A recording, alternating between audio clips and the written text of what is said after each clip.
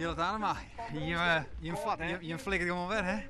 Ja, het is een hele uitzonderlijke prestatie. Uitzonderlijk van Jorrit, wat er hier dingen heeft. Hij is net een moment uit de positie waar hij was, zeg maar altijd in het scherp bleun.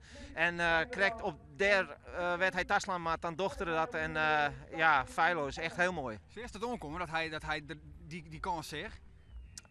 Nou ja, hij heeft alleen nog maar één ding. Ik denk erover, Sam moest het wandrecht jongen en hij doet het zo. Dus ja. En dan komt er uiteindelijk als een volwaardig kunstrieder hoe de finish. Ja, weet ik net wie is mooi. Zeg gewoon net van die grappen. In score rijden en dan best blesseerd, zeg maar. Dus het is wel spektakel. Het zal nog wel eens een keer weer herhalen op de televisie. Maar ik heel even gewoon maar normaal hoe de finish. Maar het is ook wel even begrijpelijk, toch? De ontlading. Ja, dat is hartstikke mooi. Ook jij dat Wilhelmus, dan met de pet hoor. Maar nee, ik ben hartstikke wies. Ik heb 2 man op het podium, hè. Rick Smit, ik ben zo gerust op. Vind ik mooi. Ja, die komt er doen, opleidingsploeg, dus die dag kan hem weer kapot. Nee, de dag kan net meer kapot. Nee. En dan is het vanzelfs de vraag, ja, komt er nog die Alsterrentocht? En ben je daarmee, ik maar Jorrit Bergsma de grote favoriet?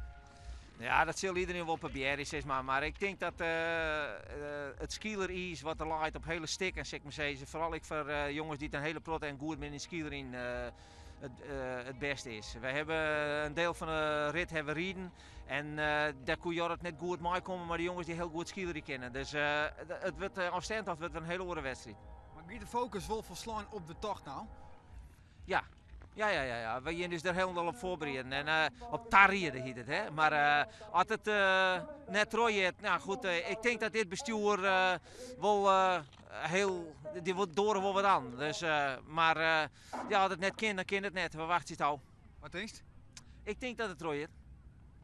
Leuk wens, kijk, geniet ervan. Dank u wel.